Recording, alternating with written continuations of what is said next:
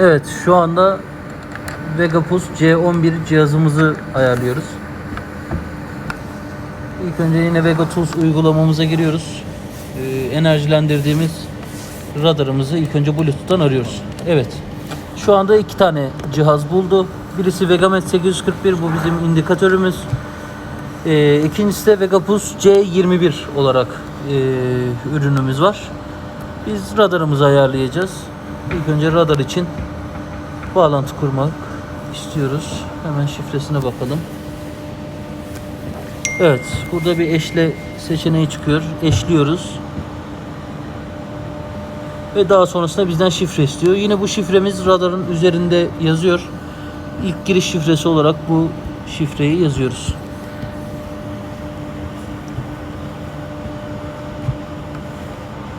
Evet, şu anda cihazımıza bağlandık. Ölçüm değerlerini de alalım. Evet. İlk başta yine aynı şekilde devreye almaya basıyoruz. Burada birçok seçenek var önümüzde. Sensör kısmının altında ölçüm noktası ismi, bu cihazı isimlendirebiliyorsunuz.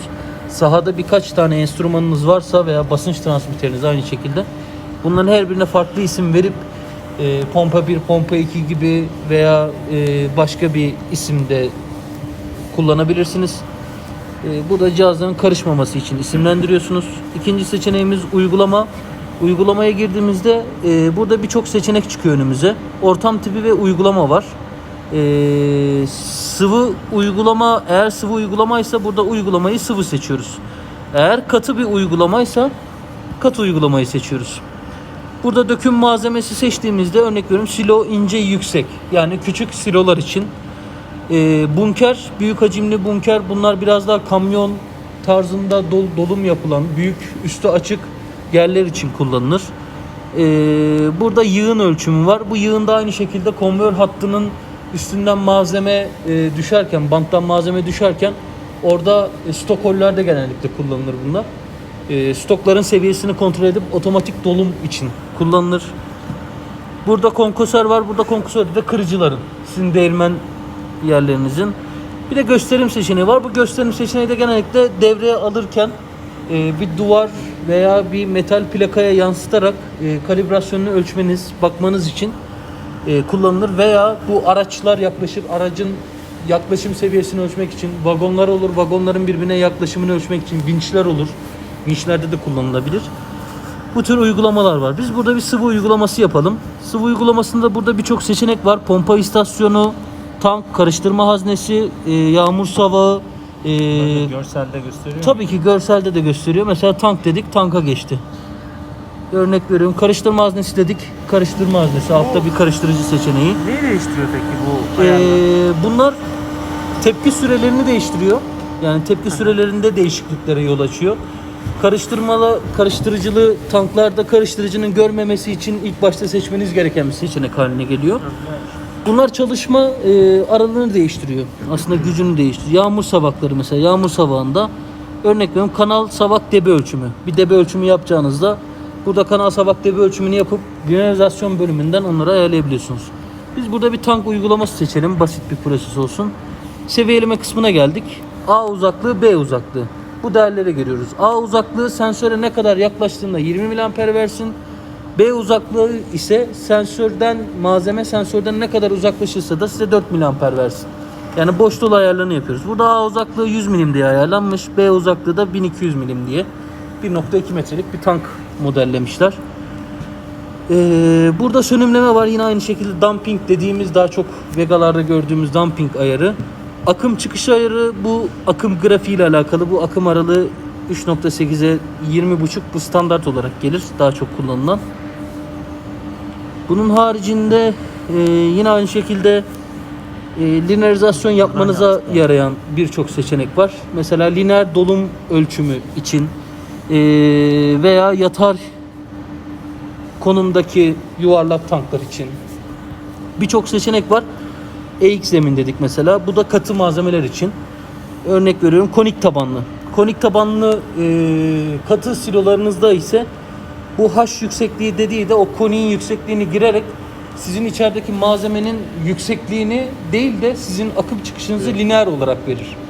Yani yüksekliğe bağlı bir akım çıkışı değil de o koniğin yüksekliğiyle aldığı malzeme ile düz zemindeki aldığı malzeme farklıdır tonaj olarak.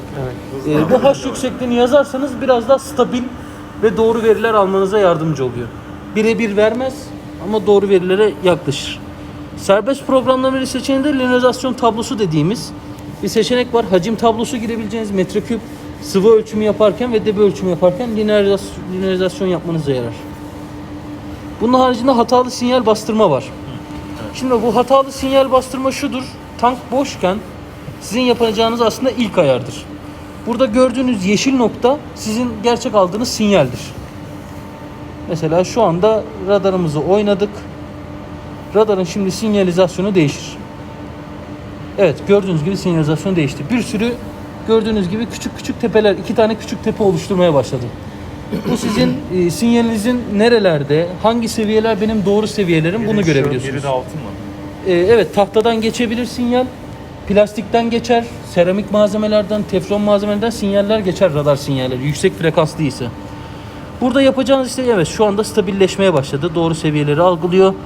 30 şu anda ne kadar? Yaklaşık 0.604 olarak gösteriyor uzaklığı. Burada bunları hatalı sinyal bastırmada bunları görebiliyoruz. Şunu yapıyoruz. Şimdi hatalı sinyal bastırma tanka bağladığınızda eğer içeride bir karıştırıcı varsa veya içeride herhangi bir farklı çıkıntılar bir yerler varsa, görmek istemediğiniz, seviyenin okumasını istemediğiniz noktalar varsa burada genişlet diye bir seçenek var. Yeni oluştur var ve hepsini sil var. Şimdi biz burada sıfırdan kurulum yaptığımız için yeni oluştur diyoruz. Tankın yüksekliği ne kadarsa bunu giriyoruz. Örnek veriyorum 5 metre. 5 metreyi yerine getir dediğimizde o 5 metre aralığında hatalı sinyal varsa bunların hepsini temizlemeye yardımcı oluyor. Bütün hatalı sinyalleri bu şekilde temizliyor. Burada 5 milimetre yazdık. Şunu 5000 yapalım.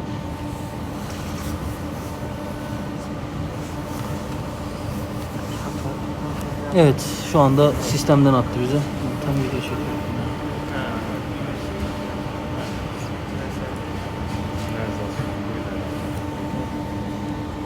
Evet, sistemden attı. Ara ara kopuk biliyor.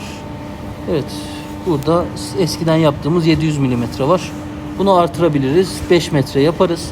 5 metrelik bir tankımızda parazit olan, görmesini istemediğimiz noktaları bu şekilde temizleyebiliyoruz. Daha sonra geri geliyoruz. Arıza sinyali işlem. Burası daha önemli bir nokta olabiliyor. Çünkü arıza sinyali işte şu anlama geliyor. Sensöre tamamen ölü nokta oluşturmaya yarıyor. Burada önünde herhangi bir damlacık birikme, kondensten dolayı oluşan buharlar veya sıçramalar, çamur sıçramalarını false sinyalle kapatamadığınız sinyalleri bu seçenekte kapatabiliyorsunuz. Şu gördüğünüz mavi nokta bizim yaptığımız false sinyal. Aşağıdaki kırmızı nokta ise bizim yaptığımız ölçüm. Kırmızı ve yeşil nokta. Şu anda bir hata var.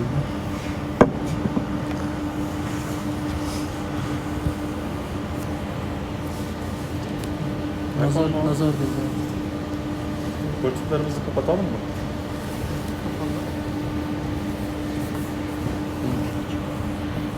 Evet, tekrar o seçeneğe gelelim. Bluetooth'lar etrafta açık olunca bu hatayı yapabiliyor. Arıza sinyali işle. Evet, bu noktaya geldik. Önündeki birikmeleri kapatmak istiyoruz. Artı tuşuna bastık. Bu artı tuşuna başlangıç 0 mm. Sadece önündekileri temizliyoruz. Devam diyoruz. Bitiş.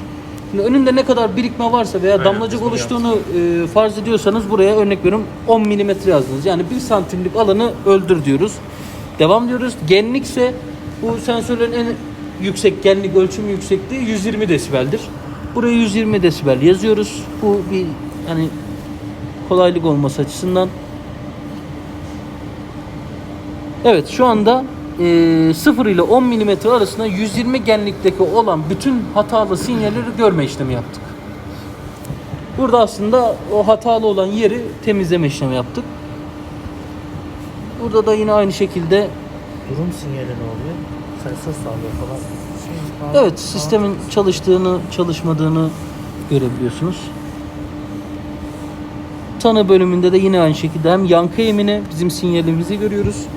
Hem de aynı şekilde ölçüm değerlerine basıp uzaklığımız ne kadar, dolum yüksekliğimiz ne kadar bu tür verileri görebiliyoruz.